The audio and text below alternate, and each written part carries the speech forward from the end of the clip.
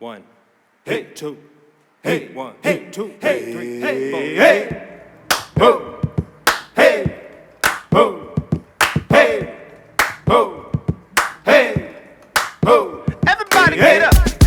Ho, hey, ho, hey, ho, hey, ho. Everybody get up. Everybody get up.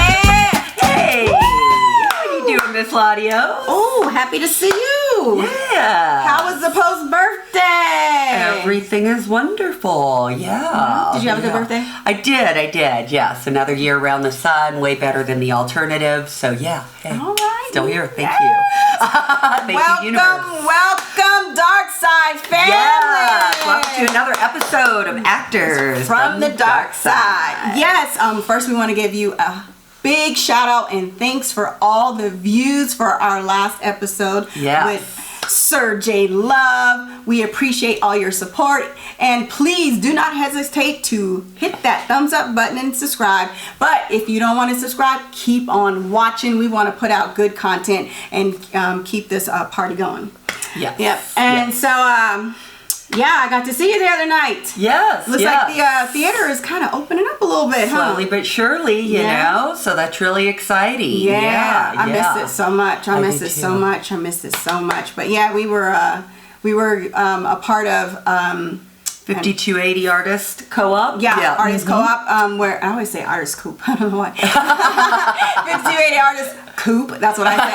But we were able to be a part of making our judgments on some selections of 11 shows that they're going to present in February for Black History Month. Yes. So they got a good run going on, and these are all original shows, right? Yeah, original short plays. It was a nice little festival, right? I think there were 11 short acts to choose from, and it'll be part of the production One Night, Six Plays, which this will probably be the third installment. Year. Yeah, so very excited. Great work. Yeah. I mean, really versatile selections. And, very. Yeah, really. And they're starting to become known in the theater world because they're getting submissions from coast to coast. So that's a great thing for us theatrical actors, and for, of course, the Black-owned theater company, women. So, absolutely. Thank you to 5280 Artist Co-op for bringing that to us and letting us participate. That was very exciting. For sure.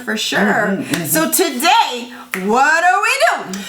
It's time for another movie review. Spoiler alert! Please. Spoiler alert! Please. This time we're going to be reviewing the new film, Antebellum, which came out on my birthday. Yeah. Just saying. And I was begging to watch this film, which LaDios graciously... 2 months. Yes, which she graciously... acquiesced to that request.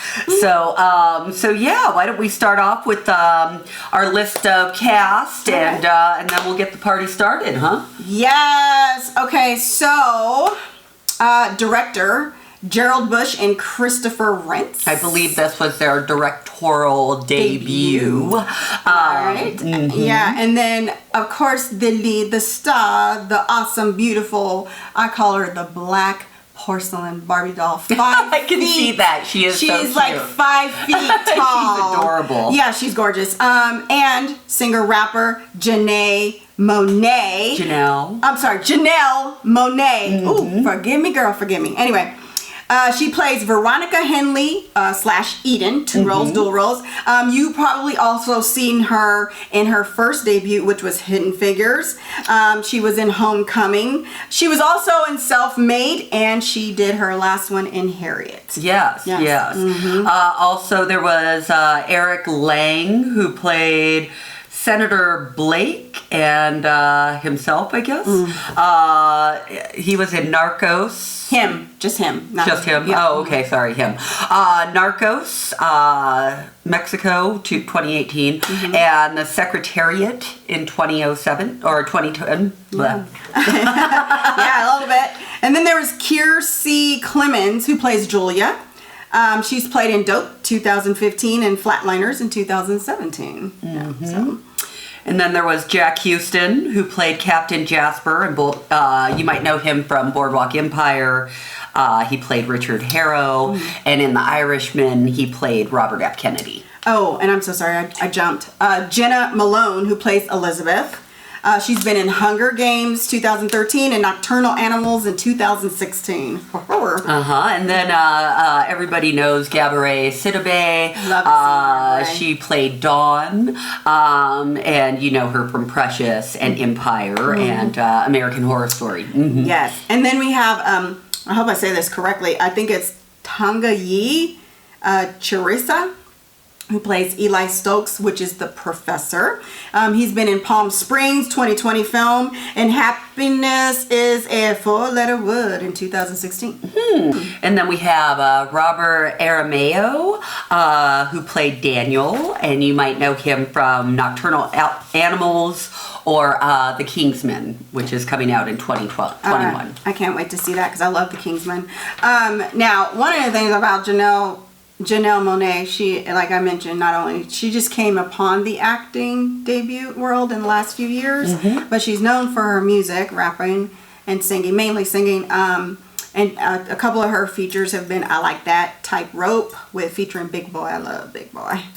Make Me Feel, Screwed, featuring Zoe Kravitz. Oh, I didn't know about that one. Thank you. Our producer did some good research. And my favorite, Django Jane. So yeah, just so you know, those are some of her hits. I'll put a couple of those in the notes down below. But since you picked this awesome, beautiful film, why don't you start off with the beginning and lead us in? Sure. So we lead in with, you know, your kind of typical downtrodden slave timey music, and you see everybody kind of out on the field, and there's somebody being kind of led in on a horse. You can tell it's female because of the dress, and she kind of gets led in through that. And then we kind of get detoured over to another scene between a African-American man who's not wearing a shirt and has on one of those collar kind of devices and the iron collar, and then another woman kind of screaming and crying and all of that, and obviously they're being separated, and I believe she gets shot, right? She gets shot. She tries to escape, and they do a rope. And they grab her by the neck and pulls her. Yes. And he's on the horse, and then when he trots up to her, she says, "Kill me." And he was like, "I will surely oblige." Bang, bang. Now, I noticed some discrepancies just in this very first kind of scene. The dress that this girl's wearing is rather bright for slave times in terms of what people, as far as we know, would wear, kind of thing, and it kind of starts making you think, what time frame are we actually in? What's really going on? So that was a really early reveal for such a big part of the movie, which of course I am going to take away marks for, because again, this was labeled as a horror film, and I have some issues with that labeling. So so I think then I read a review about a horror film. I don't know if it was labeled as a horror film. I read the review that you sent to me, but the reviews that I get were not. As far as if you were to look it up on Netflix or anything, the genre is horror. They put it under horror? They did, and that's a huge reason why this is going to get a low grade from me. But going on, because that's the way that I viewed this. This is a horror film. They're going to be able to go at it, you know, and all of that. So yes, we'll find out. But but at the end of the day,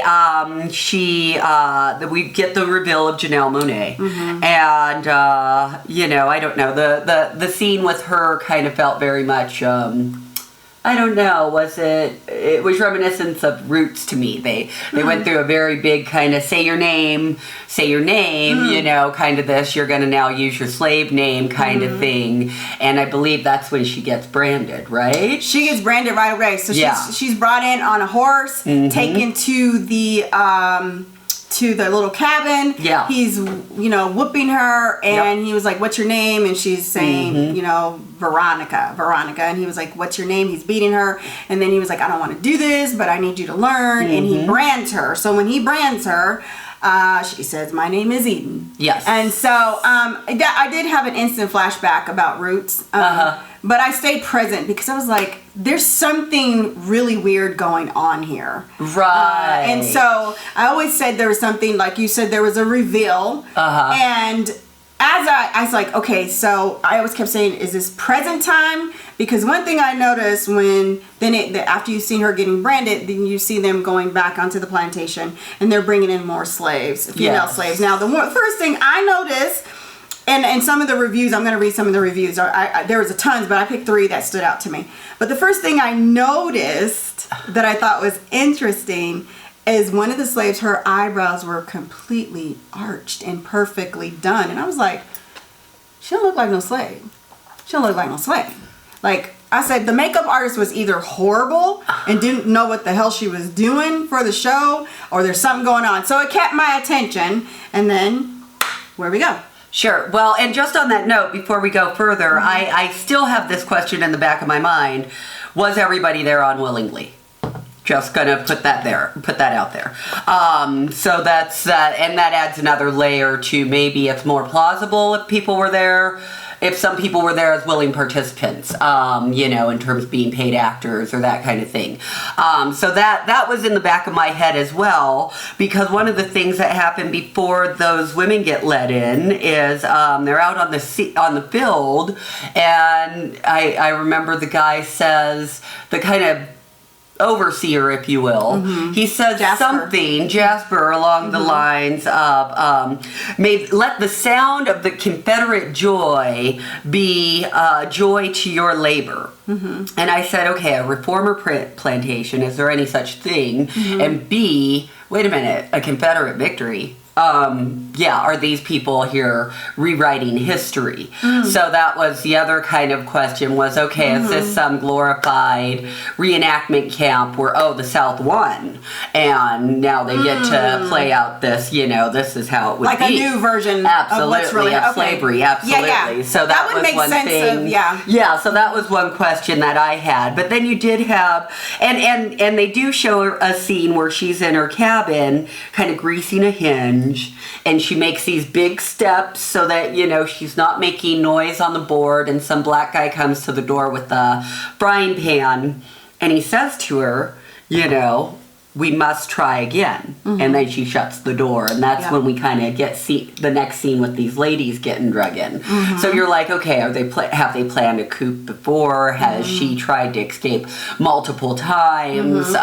You really confused as if it was like present time, and they're like it seems like we were in present time, but we have regressed back to the original slavery back in the Confederacy. That's what it seems like. And so it was really interesting. So the young girl who I didn't get her name, but she comes up to Janelle. I'm going to call her. This is Eden. One of the new slaves. The she real comes pretty. Up to, She's pretty, like big hair. She comes up to Eden and says, "What's going on? I can't do this." She was like, "I can't do this." She's like, "I was told that you can get us out of this."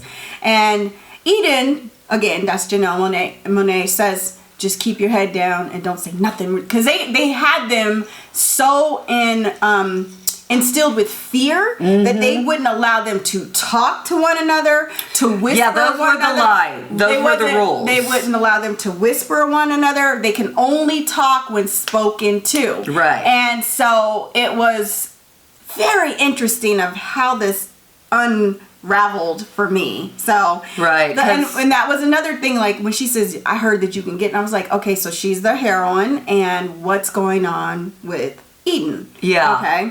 Yeah, I made a couple of notes on that. Because he tells these new women when they get let in, he gives them 3 rules. Number 1, no talking without a white person present.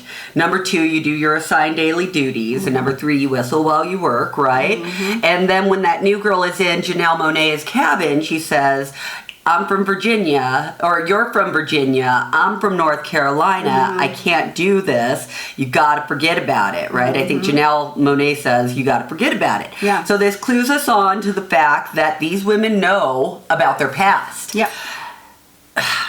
So if they know about their past, then this is what bothered me about this film. Then that means that they're just going to take this degrading position with no fight and no, like, you know, to me it was a huge accusation to the black race. Like a huge accusation to the fact that, oh, you know, so much of slavery gets, the shame of slavery is that it's always pinned on us like, oh, we just let it happen. We just, we just let it happen. And that's not the truth. The torture, the bodies, you know, like Negroes had Point in South Carolina where they had heads of black men when you walked into the gates of their goddamn city. The terror, like, and that's where I wanted this film to actually go. When I said a horror slave, oh shit, they're gonna like really push shit. It didn't. It didn't at all. So let's go back to I want to just challenge you on that kind of direction about what you're saying. Like you didn't feel. Let me make sure I'm saying this right. I'm just paraphrasing. I'm not quoting you. That you didn't feel like it was kind of like it was degrading. Like we wouldn't have fought. Like we would have fought. I thought that was a degrading. Okay. I thought being a slave, being a sex slave, is degrading.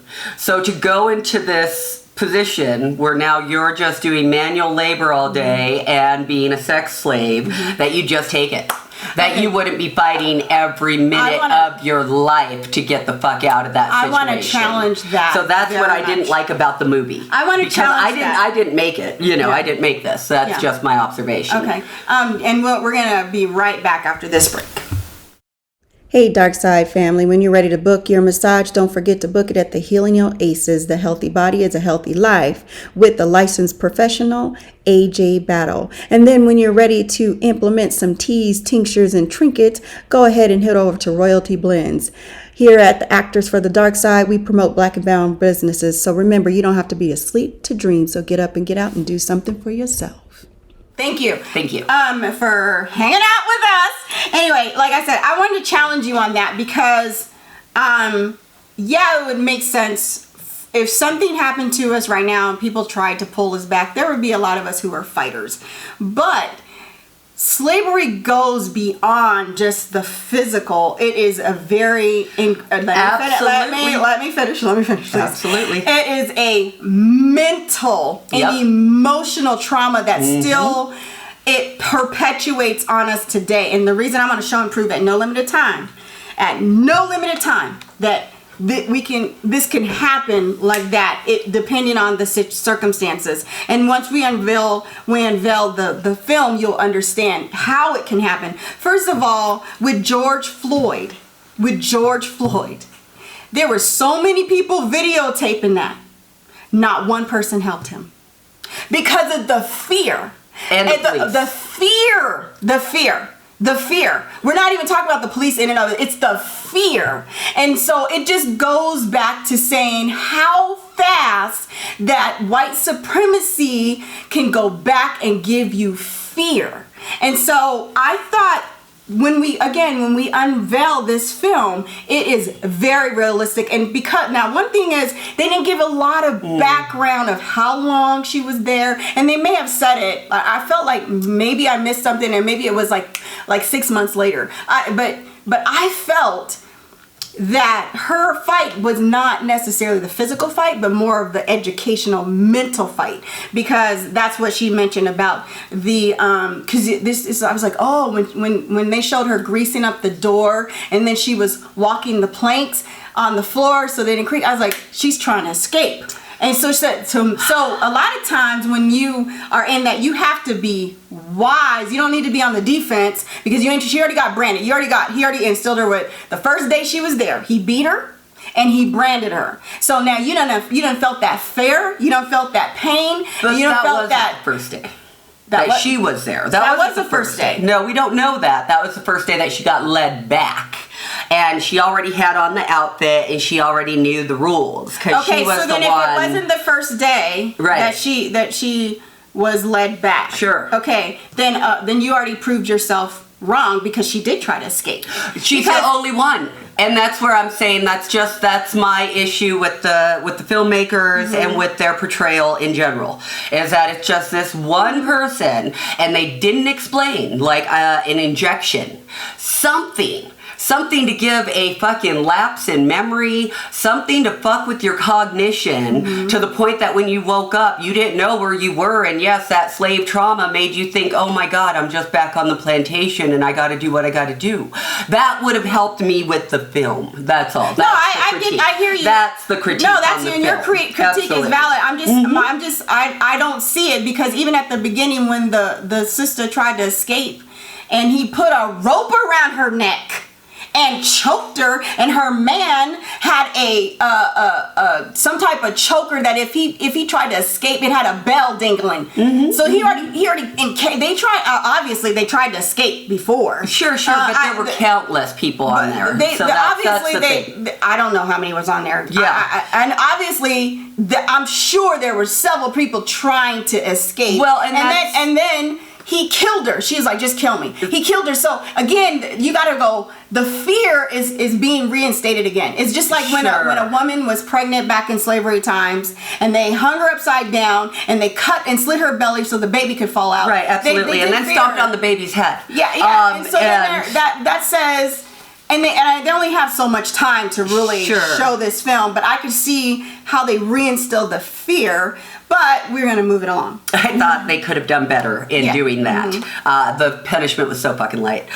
So anyways, again, for being a horror film, I didn't have one squeamish turn away moment. Not one. So let's go on from the cabin with the new girl who's saying, let's do something. And she tells Eden, you're no leader, to her face. You're no friggin' leader. So I think after that, is that the dinner?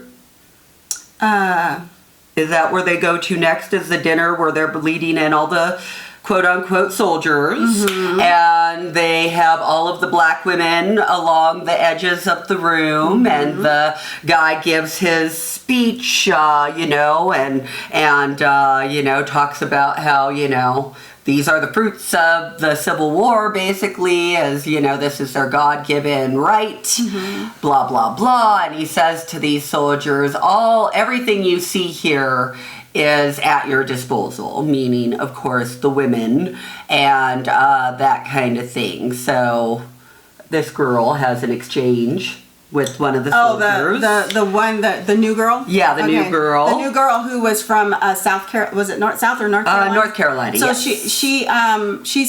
she's led into the room by one of the soldiers. Because you do hear when they're picking cotton, the background of the war. You hear, bombs going off and cannons, and so this is why it was so, I can see why they put it in a horror, but to me it should have been kind of more of a sci-fi, but I guess, I don't know if sci-fi is a part of horror, but I put it more of a sci-fi thing, but then, because I was like, are they transporting in and out of the past and the present? Are they crossing worlds? I could not figure it out right away. So then clarified that for us filmmakers. I thought, for me, I didn't need clarification. I like the journey of trying to figure it out. So I don't want to figure it out, right now. I want to know, like, it's a story, and if someone tells their but story, sometimes there's holes in stories that should be filled in. So that's all that I'm saying. There were a lot of you don't have to defend you don't have to defend how you view it. I'm saying from my perspective, this is how I felt. And so anyway, the young man goes in, and he goes into the room with this young lady. And one thing about her is she had shared with Eden that she was pregnant. Yes. And so she's trying to, the guy's, he's seeming really, really shy. Now, as he's seeming really shy, I'm thinking maybe he's gay. I'm thinking he's gay. I thought that too. Because he wasn't really... Wasn't turned on. Yeah, like trying... I don't know if he wasn't turned on as much as he was just maybe playing the part. And so, remember, this is, people playing their parts. And so... Anyway, she starts talking to him like, let's get to know each other. And then all of a sudden he turns from, Tragos to Combos, and is like, who the hell? Or Combos to Tragos. He was like, she disrespected him. He was like, why did you do that? And she was like, do what? She was like, you spoke to me when I didn't tell you to speak to me. And so anyway, she was like, I just thought we should, and to get to know her anyway, he ended up beating her, kicking her. I don't even know if he raped her or not. But no, God, no. He didn't rape her. The disrespect was in the fact that she was like, oh, you're such a nice guy. Yeah. And you wouldn't hurt me. And that's when he turned on her like, bitch, I am as much of a fucking Confederate as anyone else here. Yeah. I basically hate y'all just like them. And if you dare try to say that I've been trying to be nice or any of that other shit, you'll learn. So he kicked her out. So he beat her. And again, there's more fear in there. So like, you were the new bitch, but I'm going to show you, I don't care how shy I am, I'm gonna fuck you up, and I'm gonna put you in your place, and I'm not sweet. Okay, so then it moves on to they're in the plantation, and she doesn't show up. No, she shows up late. Yeah, she shows up late to go pick the cotton. One thing I saw at the beginning of the film and a couple of times throughout is Eden looks up in the sky, and that's another cue that something's off about this whole setup. Something's off. She looks up in the sky. She's hearing these bombs, but she looks up in the sky, and I'm like, wow. So, the overseer, he tells her she better not slow. She is allowed one time to be late. I'm sure he knew that she was jacked up, and she starts to hemorrhage, and Eden has to take her to her cabin, and she has a miscarriage. She loses her baby. And you can pick it up. Let's see, I don't really remember exactly what transitions, but doesn't she commits suicide pretty much the next scene, doesn't she? Yeah, the next day she doesn't show up. Yeah, I guess the next day she doesn't show up, and then she commits suicide. Right. And then again, this is another kind of hole that I just didn't love in the film. She's in bed with the slave owner, and after they have sex, all of a sudden the phone rings, and boom, she's transported right back to her house and her regular life, and everything's just hunky-dory and fine. So, questions. What did you like about that? I didn't like the fact that you don't understand how that happened, right? How do you just go ring, ring, all of a sudden I'm in a new place, new circumstance? B, how many times has this happened?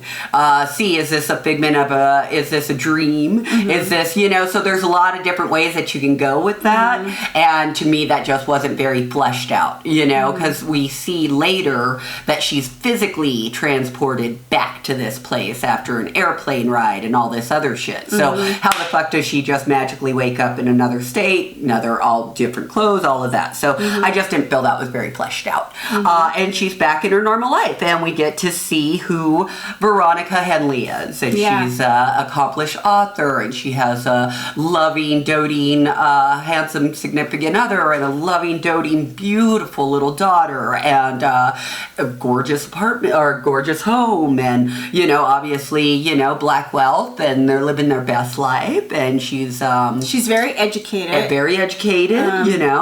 she's I think she has a PhD, and she's an advocate for women being appreciated as well as black women, and she does touring for her book, and she's an activist. She gets a phone call, or is it a web?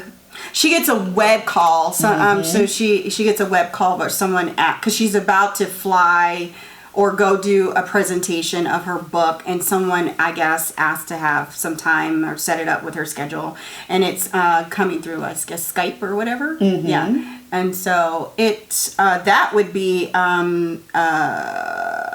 is that Jena? That's Jena Malone. Is that right? Okay. Yeah, is that Jena? Who plays Elizabeth, right? Okay. Yep. So she breaks upon the scene in her southern drawl. Yeah. And you actually see Jena at the beginning. Yeah, Jenna's on the plantation, and so now Jenna's back, and again, Janelle Monae has no memory of her, has no recollection of any of these things. Again, another plot hole. Anyways, and all that Jena does is condescending. That's pretty much the whole basis of the conversation. Yeah, she doesn't have any point, no invitation, no nothing. She's just very kind of condescending in a complimentary way. She's just very Southern bellish with Janelle Monae, and asked to see her child, which kind of creeps her out. And finally, I think she sees her in the background. Yeah, she's like, oh, I can't wait till she can play with my little girl again. Yeah. And then she says, we will be together soon enough. Something to that nature. Something weird. Yeah. Yeah, and so I like I actually like this twist because it's like, so she was a slave in the past, in the present, and then now she got escaped, and now we're trying to figure out how she get back to the present, and now I'm going to bring her back. So I like how they connected that because it all tied into that phone call. And I was like, there's a cell phone going off on the plantation. And I was like, something's weird. Yeah. And so this is why I felt like sci-fi, I don't know if horror could be sci-fi, but sci-fi could, for me, it would have been a sci-fi film because, sci-fi, you can go in and out, back and forth, and it doesn't matter. It all ties in as long as there's something in that phone tied in. So then now you see Eaton, now she's Veronica. Veronica's going to her hotel, and she's doing yoga. And I thought this was so interesting because they show this shot of her doing a backward bend. And I was like, see, I look at film so different. I do film, so I'm not like, what is the purpose of that shot of her doing a backward bend? On yoga. And it was amazing. You'll find out in just a minute later. But anyway, she's like doing her backward bend, and then knock, knock, knock. And one of her girlfriends comes on the scene, and it's Dawn, which is Gabourey. Sidibe. I love Gabourey. This girl, whoever wrote this dialogue for her, was on point.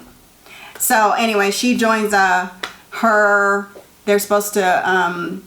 She's about to go do her presentation. So she's getting ready. She brings her coffee and she's getting ready to go to her presentation, and you can pick it up. Sure.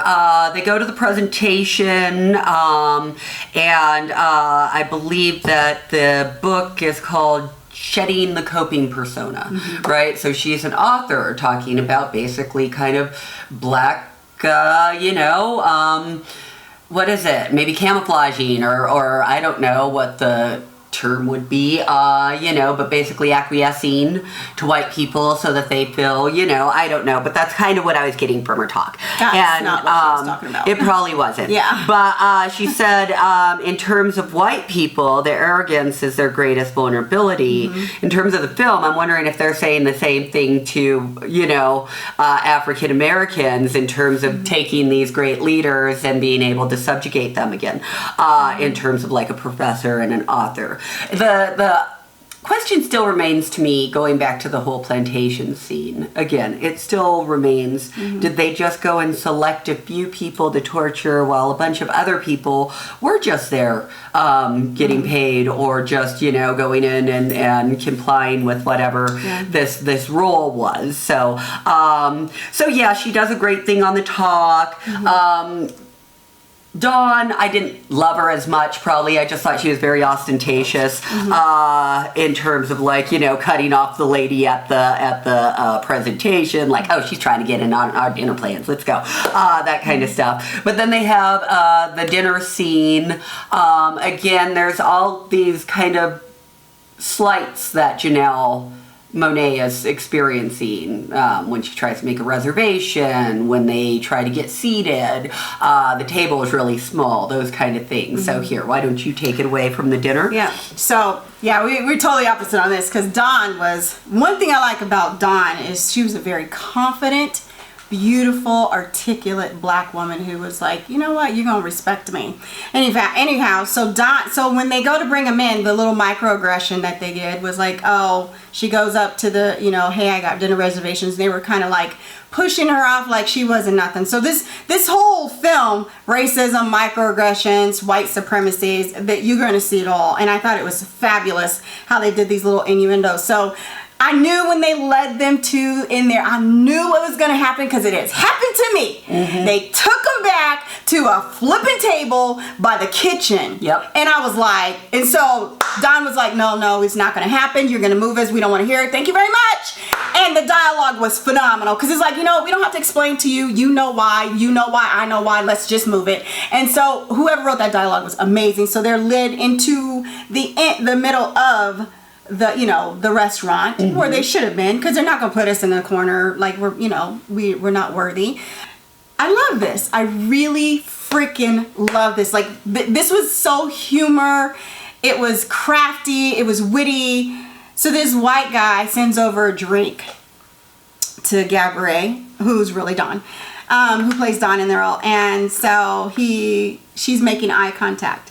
And so anyway, he comes over and she was telling him, hey, if you would have known, you would have really been looking at me, checking me out, you know, I'm drinking champagne. And but if you, when you see this movie, the dialogue of how she says, you know what, I'm a fucking queen. And not only that, I'm a black queen, and I'm a beautiful, big, brown woman who is a queen. And you know what, if you're paying attention, instead of just saying that I'm a piece of meat and flesh that you're gonna fuck tonight, you better come correct, brother. And I loved it. So she just hit that. It was the most humorous part of the scene. I loved it. I love the way the writers, directors did that. It was dope, because what they did was they took out of the stereotype that you got to be a certain way, a certain look to be beautiful as a black woman. She was dark like me. She was a big, full figured woman, and I love that. And that was one of the better roles that I've ever seen Gabourey do. But anyway, that was my thing. So after the dinner, they all go back to they all go their. No, wait, did they go their separate ways? They just go out to the street. They all call Ubers. Oh, wait, but before that, let's back up, because after she did her presentation, she went, her being Veronica, she went back to her hotel. Well, that was before even the presentation, that was when before she got that. The flowers. Mm-hmm. Well, no, that was after the presentation. She went back to her hotel, and then she got some flowers, and she was like, she didn't know how they got there. And this is where you start to get, this is where that kind of that but horror, don't you remember after the presentation, wasn't that when she got the little girl in the elevator? That was because she was on her way back from the presentation to her hotel. Okay. Yeah. Mm-hmm. So she gets in the hotel, and it's Elizabeth's daughter, and she's going shh, because the interesting part is because Veronica speaks to the little girl, and of course this little girl is praying, is you're not supposed to speak, you're gonna get in trouble. Mm-hmm. And I think that's why they were trying to bring that little sci-fi-ish kind of thing, and I was like, what the hell? Yeah, they tried to make it horror. They tried to do a little shiny thing with the creepy little malnourished kid, but it wasn't that scary. And then she goes to her hotel and she gets some flowers, and of course, obviously Elizabeth has been in her hotel and destroyed it and went in there putting on her lipstick and all this crazy stuff. So you're trying to figure out, it's almost like, to me, a sci-fi thriller than it would be a horror. Yeah, it is, but that's why they mislabeled it. And there were just a lot of misses. I mean, Elizabeth doesn't, mess up the place. She just goes through her stuff and takes her lipstick. And later on, when she gets all of her papers all on the floor. Oh. You didn't see that? Why did Janelle Monae notice that? Because she didn't even notice that her lipstick was gone until she got into, she puts on the green dress and all that. She probably has more than one lipstick, too. So, yeah, I don't know, but that's what she noticed. She took all of her papers and just threw them on the floor like this. She did do that. Okay. Mm-hmm. Because, Janelle Monae, when she comes downstairs, she has on her green dress, she passes off the little girl. That green dress, let me tell you, nobody can rock that. Oh my God, whoever did the wardrobe, amazing. Makeup artist, amazing. Oh my God, it was so dope.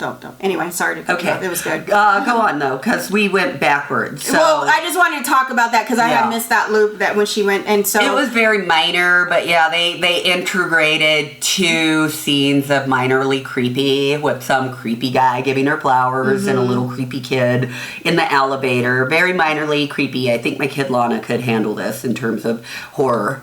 Because horror does not necessarily means it has to be scary. Yeah, I guess. Because but again, it was just because if you've seen Get Out, that was horror, and it wasn't there were scary. Elements of it that I wouldn't introduce to my kid. Because it was a little creepier. But horrors have different grades of horror. So sure. I mean, and I haven't looked to see that they registered as horror, but it's the only reason why I was interested in it. Yeah. Okay. Yeah. Gotcha. Okay. So now when she left the dinner, they're all going.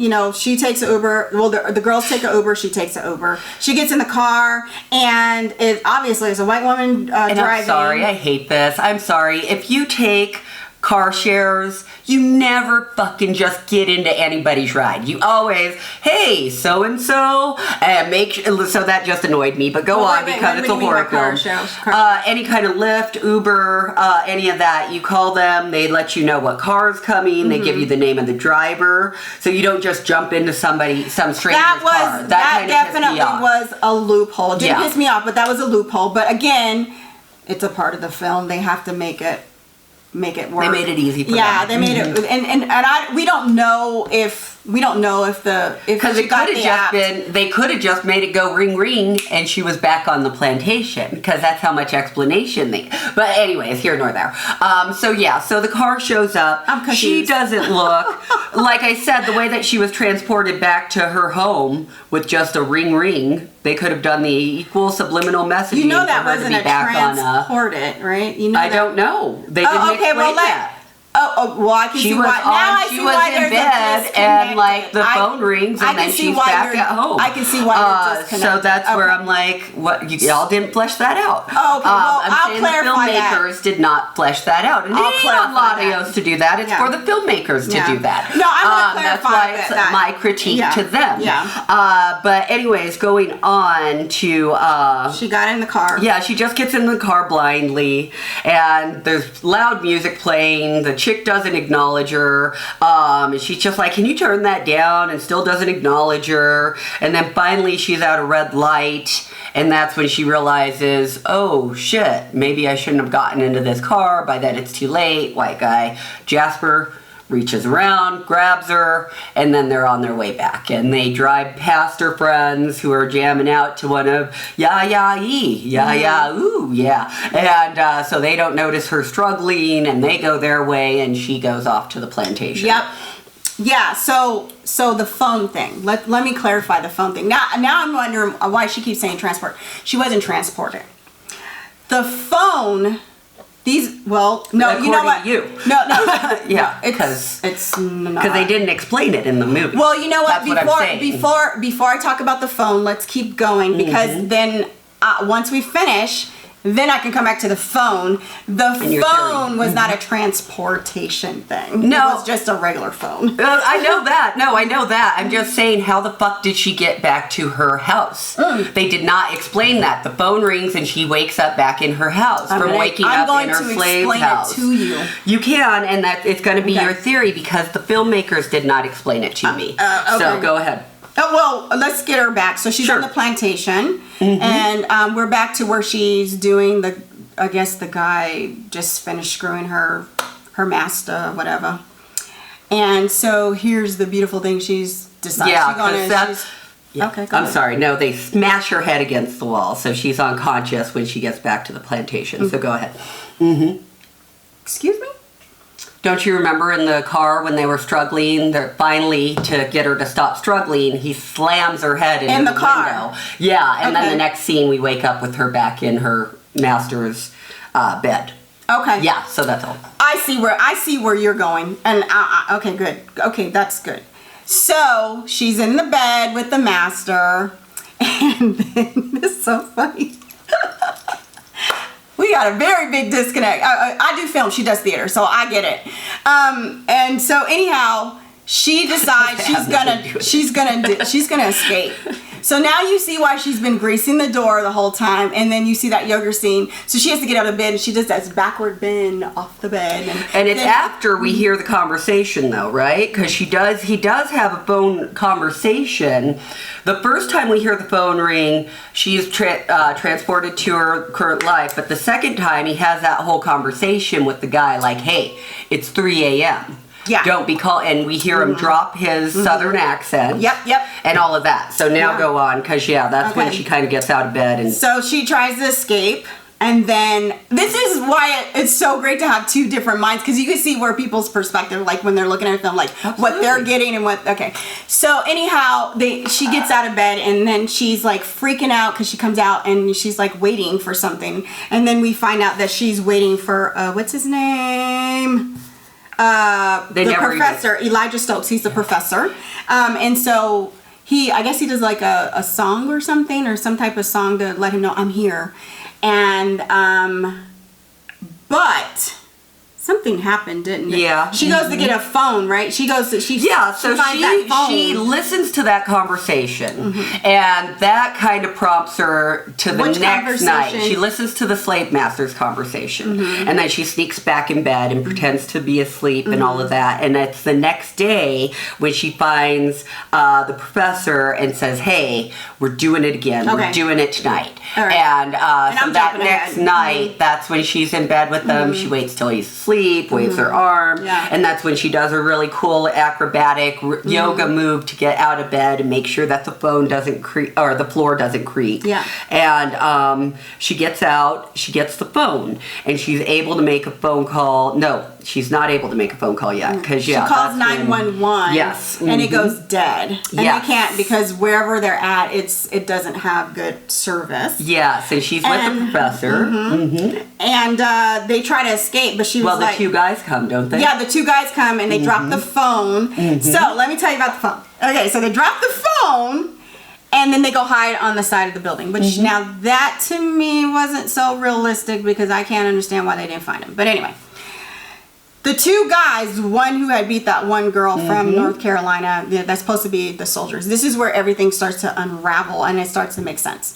They pick up and he's like, "Is this your phone?" And he's like, "No, you know these aren't allowed on the we're not allowed on the plantation. Right there, you know." And he also says, "Don't use my real name." Yeah, he said, "Right there, you know, something's. This is present time, because they have a cell phone, Yep. and right there, you know that this is not real, but it's real. Like, it's not like what they're doing is not real.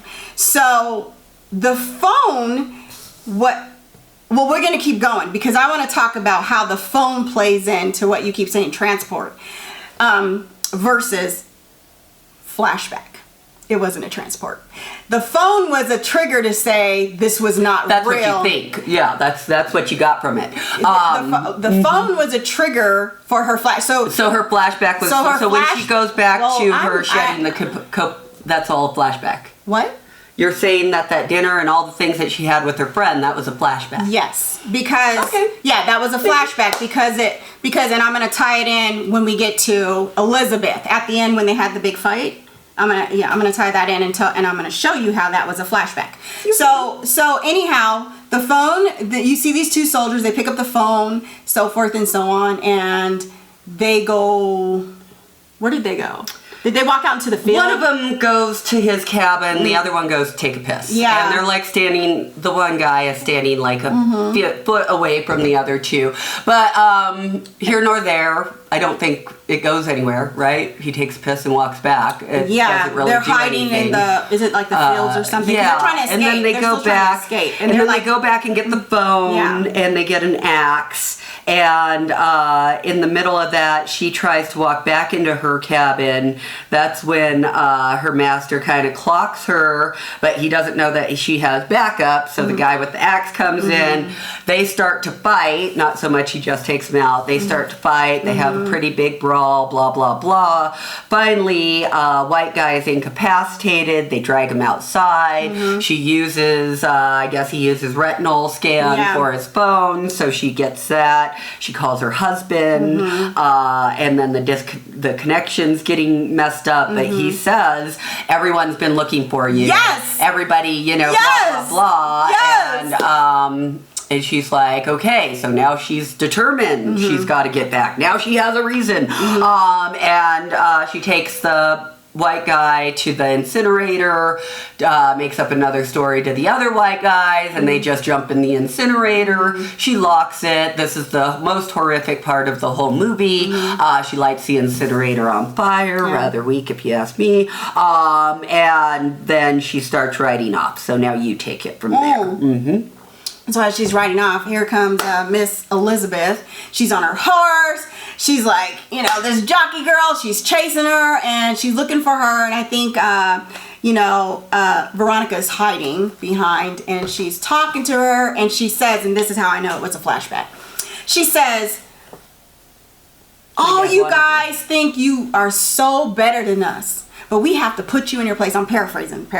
You think you're so better than us. You have to put you in a place that," she goes, "I had people that I wanted to get, but my dad had to have you. He watched you. He's seen what you're doing. He said, he's seen that you're a professor. He's seen that you wrote books." He's like, "And I told him you were no good, but he had to have you." He's like, "And I knew you would be trouble."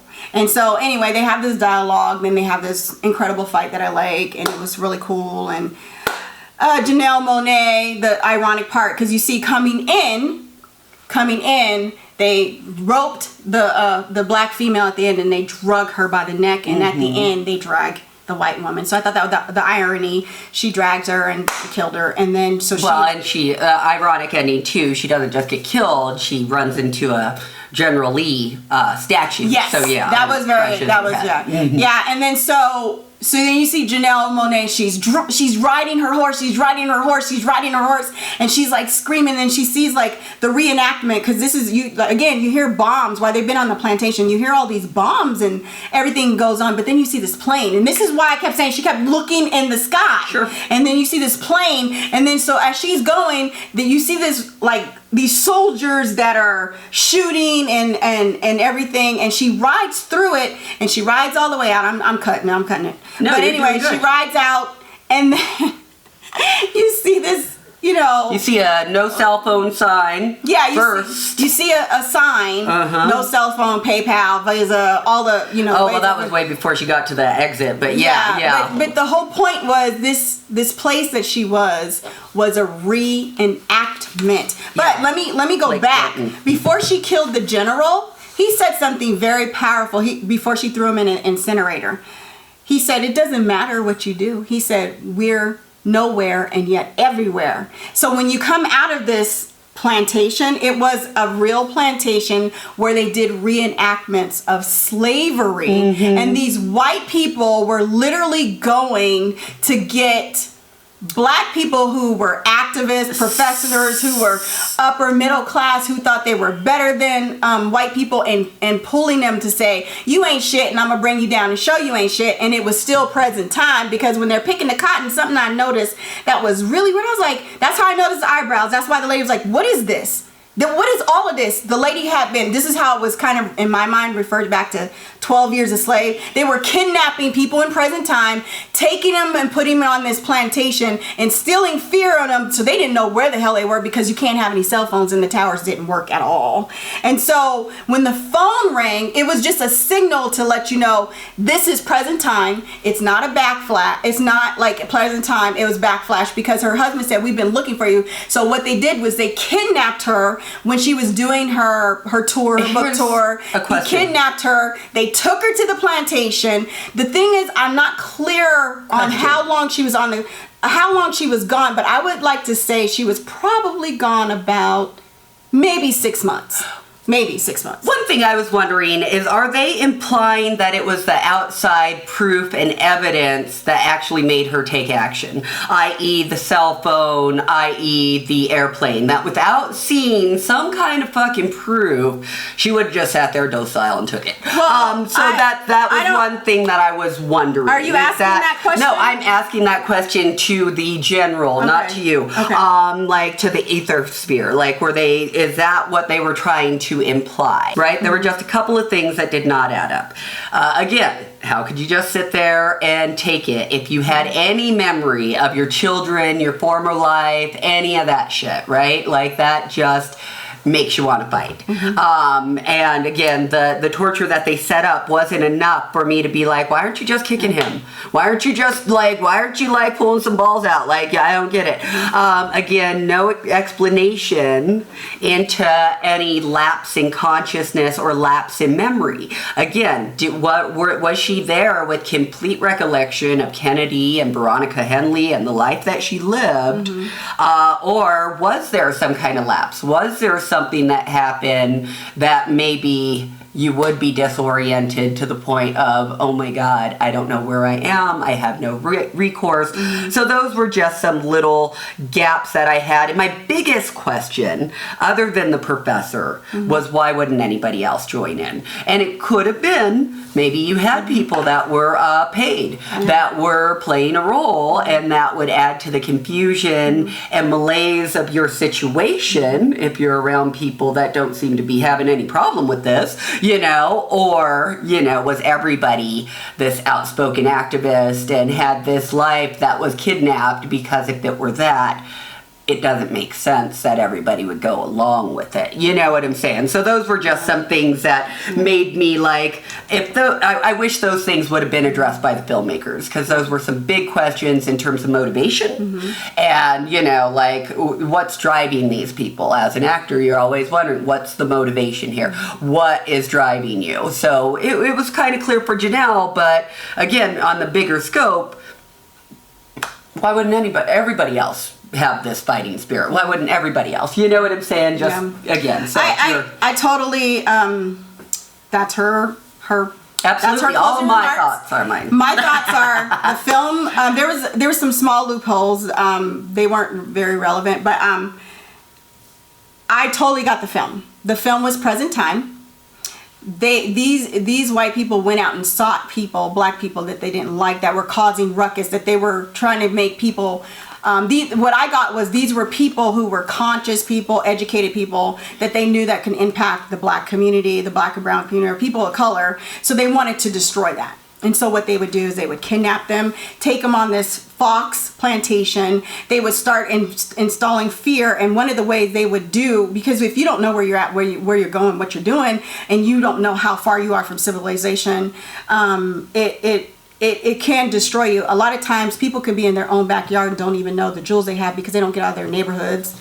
They don't know, they're not connected to anything outside of what their neighborhood is. So if you're like in this sphere and you don't know what's out there, there's no cell phones, there's nothing that shows that there's present time other than the fact that you're picking cotton and it's not attached to anything and there's a fucking plane going in the sky. You know you're somewhere, but you don't know where you're at. And so I know that you had mentioned at the beginning that she had her name. I know you had mentioned she did remember her name. Yeah, that's where I'm like, you can't say that you're out there with no recollection of anything. She never lost who she was. She never lost who she was, because you said it at the beginning, right, that she had tried to escape before and he was branding her. I thought that she came off of the horse and he beat her right away and branded her. That's what I recall, but you know, I could be wrong. And so whatever, the whole point is that he said, "What is your name?" And again, he was already instilling fear, because apparently she tried to escape, according to what you said, because I know you've just seen it recently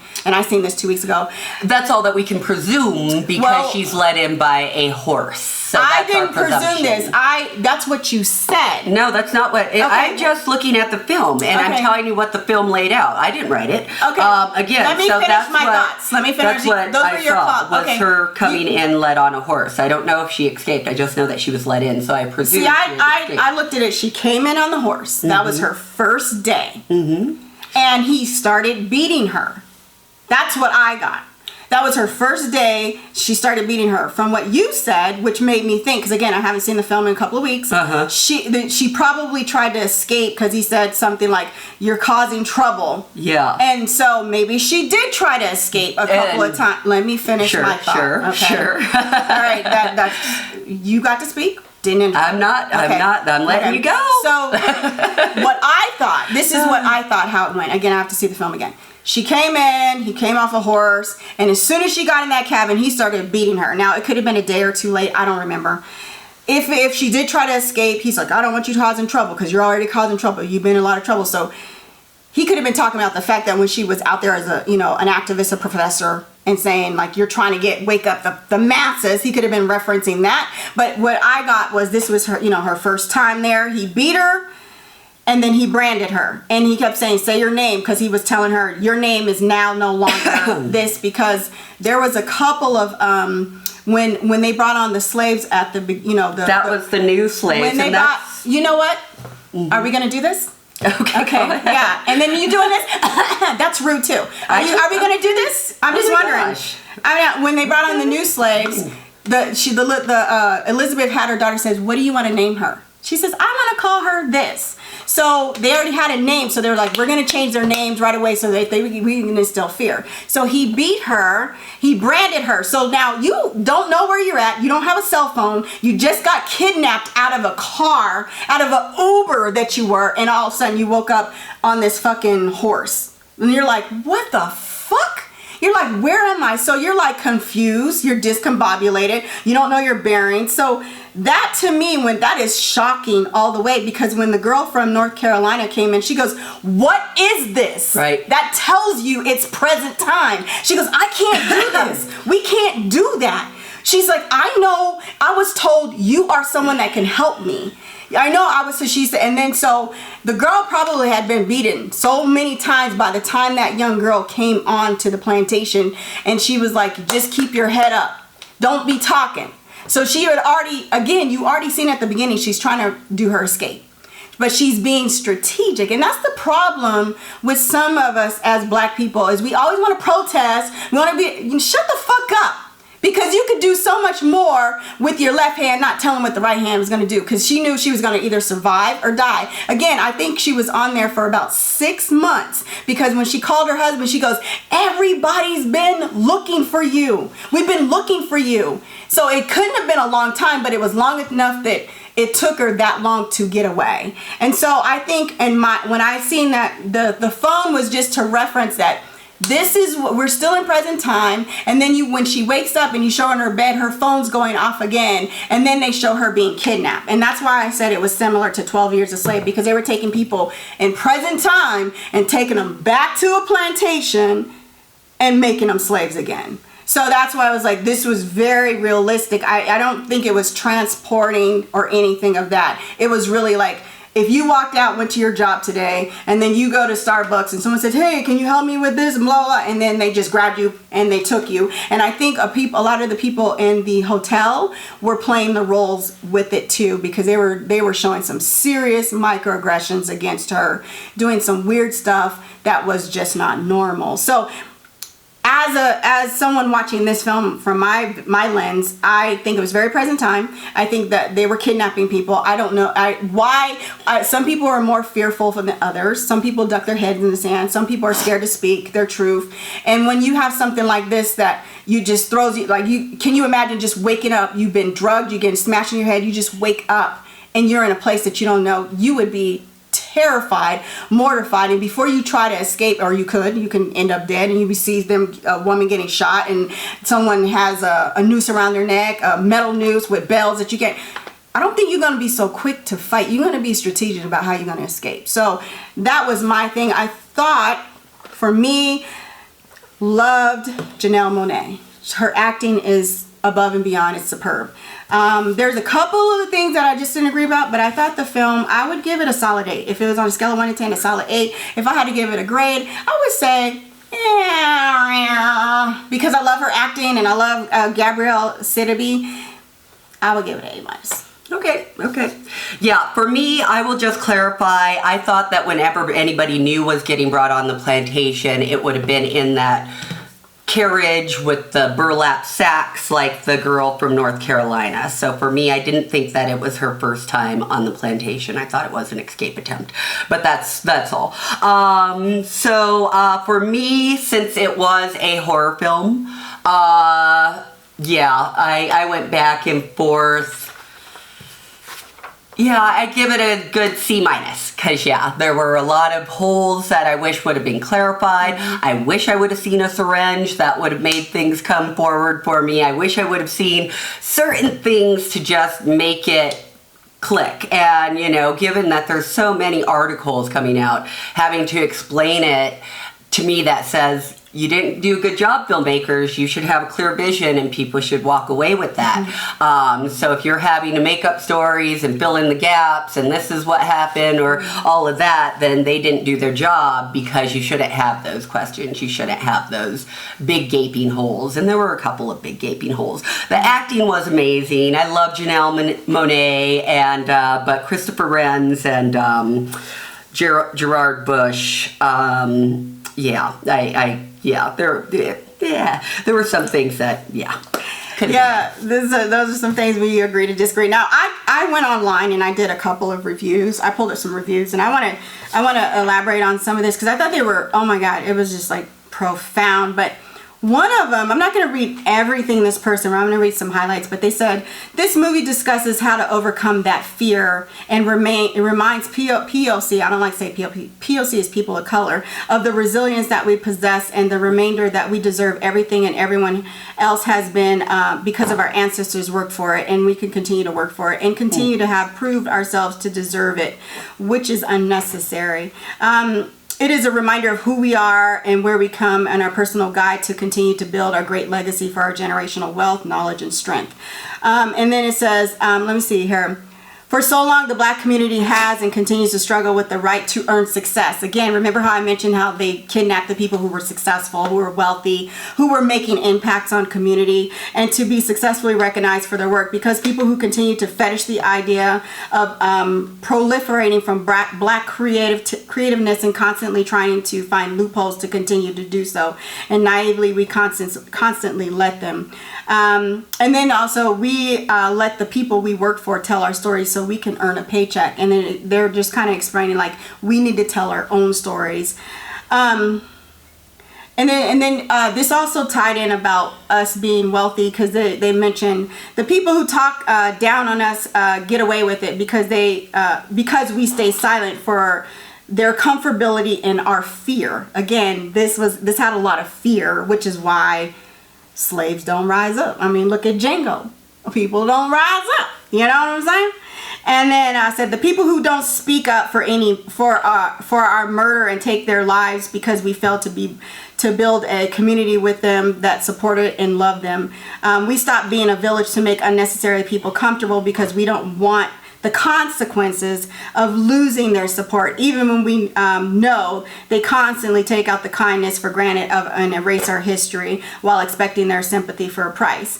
The first 40 minutes of this film is our past, which is the painful and shocking and never with understanding. The next 30 minutes is our present, the reminder that fear still lives among us and always will. And the ending is our future. We are people of great strength.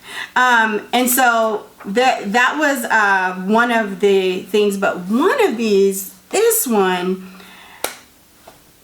was really interesting. I don't know what this person looks like, so I'm not going to make assumptions. But it said, seeing the normalcy in the real world and their psycho-racist, abusive side in the Antebellum would have been more interesting and sobering. You can tell Jena Malone was meant to be the villainess from the time her face hit the screen and she uttered the first super fake Southern drawl. It would have been more interesting if she were more like wishy-washy, similar to Serena Joy in The Handmaid's Tale, blah, blah, blah.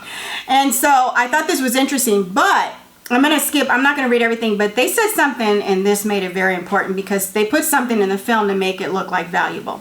Their accents and dialogues were too stereotypical. They try hard, and frankly, so was the heroine in the scenes prior to the kidnapping. They were all very plastic and shiny stereotypes. I see what I see. Stereotypes prepackaged for convenience. A regular suburban soccer mom, heroine, would have probably been a better focused choice than making her an already established famous author and strong activist. Someone who wouldn't be missed as easily by the masses and searched for as hard by the police and media upon becoming a missing person.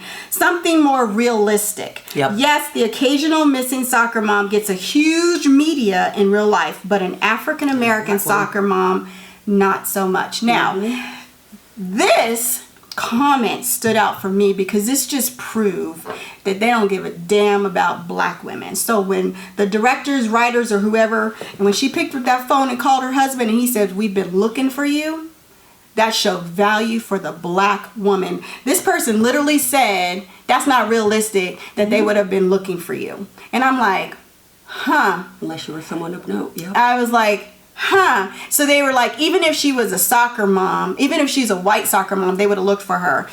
But if she was a black soccer mom, they wouldn't have looked for her. But because she was an advocate, an activist, and that means they would have looked for her, which, you know, that just goes back on to other things, and we can tie in how there's no value for the woman. But this is where the part that they're missing piece. These people were kidnapped in present time, because they were activists, because they were influencing the community to be more conscious, more woke, to do great things. And so these white people were kidnapping them because they did not want them to disrupt their Make America Great thing again. So that's why they're kidnapping all these prestigious people to bring them down to disrupt the community. So the last one that I read in this wonderful, these reviews, it says, things that make you go home. It says, this movie just puts African Americans on point about the way the world works. I really believe these places exist, and it's happening every day. These places exist, because he said, we are nowhere and everywhere. The older slave owner said, we are everywhere and nowhere. That made me send messages to my daughters, cousins, nieces, nephews, etc. to be constantly aware of your surroundings of white people. I love this movie as well as Get Out and Us. So metaphorically and physically in the national and international, I mentioned this in one of my things, human trafficking and slave trade, the fear that we are going backwards, talking about present time, and our freedom is for profit and not just for and not for justice of humanity is real. So the reason this gave me a feeling of horror is because the fact that I really believe that these places really do exist. You can go down south and they still have signs saying it's best for blacks to be out by dark. So they're still hanging, lynching us. Antebellum was a great representation of what can be going on behind the scenes. These are some reviews. I enjoyed the film. It was really good. You pumped it up for 2 months. I guess it was worth it, but for you, not so much. Yes, and I apologize for clearing my throat just now. It was good, and I suggest everybody go and watch it just because of the things that LaDios brought up in terms of raising awareness, in terms of the microaggressions, and just kind of bringing those things to light. There were good aspects of the film. I'm critical. I give very few She's super things critical. an A. I do. I'm just. But it's all good. I mean, that's why she's on the show. We don't want to always agree to disagree. But other than that, I mean, great pick. Maybe for you not so much, but it was a great pick. I enjoyed it. Janelle Monae, you did an excellent job. I loved it. Great acting. Your chops is just, they're getting better and better by each day. In the meantime, in between time, you got some closing remarks. I think I got them in. Okay. So, first of all, I want to give you a shout out. Thank you so much for tuning in. We got 125 views on one of our videos. We appreciate. Please like, share, subscribe. In the meantime, in between time, remember, you don't have to be asleep to dream, so get up and get out and do something for yourself. I'm LaDios Muhammad, an actor with purpose. I'm Rav'n Moon, an actor with passion. And we are actors from the dark side.